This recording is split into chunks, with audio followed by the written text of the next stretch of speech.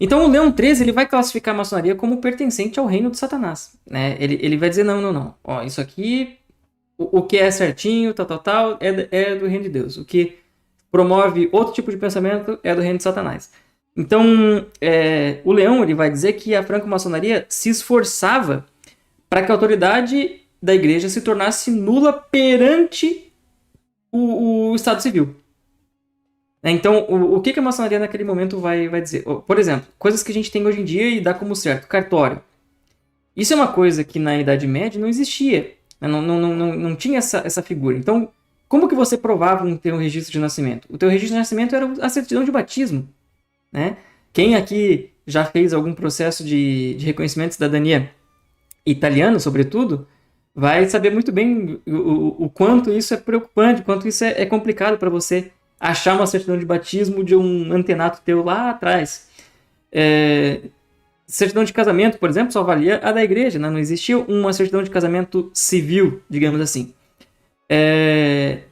E, inclusive, o Leão XIII coloca na encíclica dele que a maçonaria se esforçava para que igreja e Estado fossem completamente desunidos, rejeitando assim, abre aspas, a saudável influência da religião católica, né? E que os Estados deveriam ser constituídos sem qualquer consideração pelas leis e preceitos da igreja. É claro aqui que ele coloca, assim, em termos graves, olha só o que eles estão tentando fazer aqui, vão acabar com a igreja e tal. Óbvio que não era essa a questão. A maçonaria somente queria que, naquela época, além do espaço da igreja católica, tivesse espaço da evangélica, tivesse espaço da muçulmana, tivesse espaço do judaísmo, e tudo isso o Estado não se envolvesse. Que o Estado fosse a parte disso. Cabe ao indivíduo escolher sua religião, e não ao Estado forçar a religião ao indivíduo.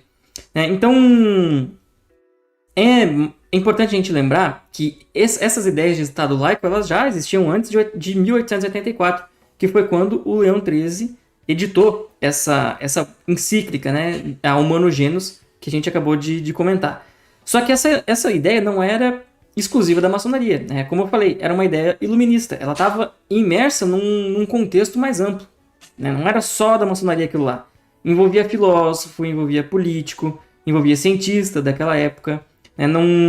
Essa separação da igreja e do Estado, basicamente ela ia acontecer sozinha. A maçonaria não fez nada para isso acontecer. E muito pelo contrário, né? Quem fez foram alguns maçons, inclusive. Né? Não foi a maçonaria como um todo que fechou questão sobre aquilo, como a gente vai ver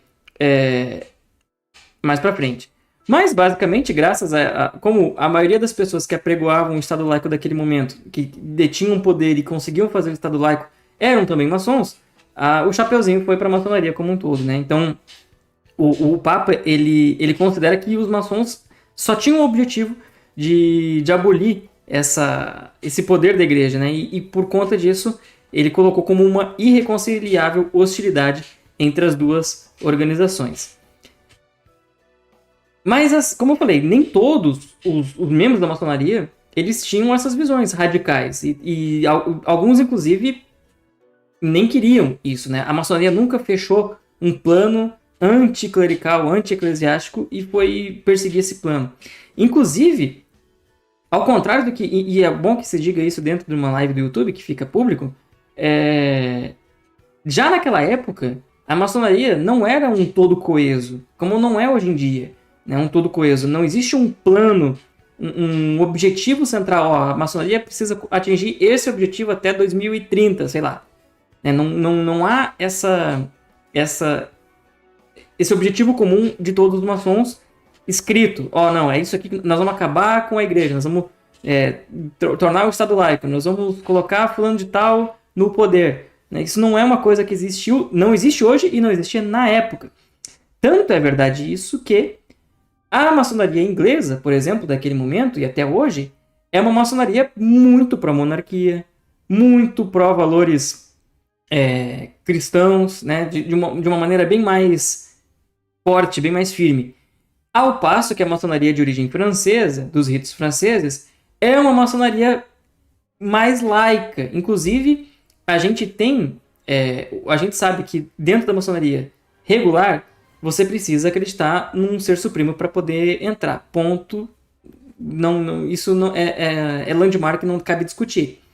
Entretanto, o primeiro cisma, digamos assim, dentro da maçonaria, ele surge justamente disso. Porque na França, eles levaram isso tão a sério, dessa laicização, desse conceito de Estado laico, eles, não, peraí, tem que ter espaço na maçonaria para ateu. E aí surge a primeira divisão da maçonaria. Surge exatamente daí. A maçonaria francesa, ela deixa durante um bom tempo o convívio do restante da maçonaria dita regular hoje em dia, que é a reconhecida pela Grande Loja Unida da Inglaterra. E essa maçonaria laica, digamos assim, ela existe até hoje, né? Essa maçonaria que nós, regulares, consideramos como irregular, ela existe até hoje, ligada ao Grande Oriente da França. Até hoje, o Grande Oriente da França nunca mais voltou para o seio regular. E essa cisão se dá justamente sobre isso. Sobre o poder ou não um ateu ser iniciado. Então, como vocês podem ver, já naquele momento não tinha uma maçonaria, uma coisa só. Né? Então, lá na Inglaterra, a gente tinha uma maçonaria que era voltada para o rei, que era voltada para valores mais cristãos, e na França a gente tinha uma maçonaria completamente avessa a tudo isso. Era revolta, era liberdade, igualdade e fraternidade, né? Esse lema que a maçonaria emprestou da Revolução Francesa, e não o contrário, mas esse liberdade, igualdade e fraternidade, ele casa muito bem com a maçonaria francesa. E lá na maçonaria inglesa, inclusive, nem são essas as palavras. Se não me engano, é fé, caridade. Quem souber a outra, me ajuda aí, por favor. Certo? Então, nem naquele momento a maçonaria era uma coisa só, que dirá hoje em dia.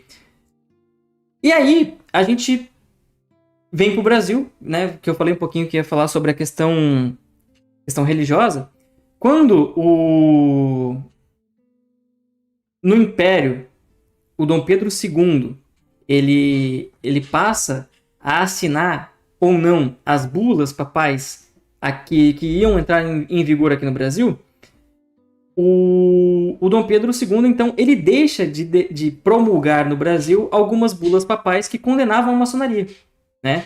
Então, o que acontece? Alguns bispos, se eu não me engano, em Belém e no Rio de Janeiro, vão se revoltar e eles vão começar a excomungar maçons, e aí os maçons começam a reclamar porque o Dom Pedro II não assinou essas bulas, né? Porque naquela época existia um acordo entre a coroa brasileira e Roma, ou o Vaticano, como queira, mas basicamente era Roma naquela época, que só valiam as bulas papais que o Dom Pedro aqui promulgava.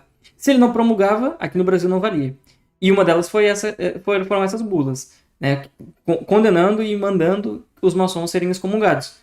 Vai ter um bispo em Belém e um bispo em Recife, não é Rio de Janeiro, em Recife, que vão desobedecer o Dom Pedro, e eles inclusive vão ser presos pelo Império, né? Eles vão ser presos, e isso dá origem ali à chamada questão religiosa que aconteceu entre 1872 e 1874.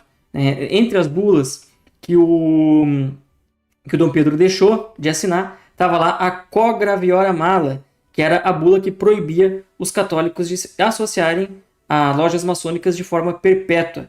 Então, o Dom Pedro não deixou que os maçons fossem excomungados aqui no Brasil.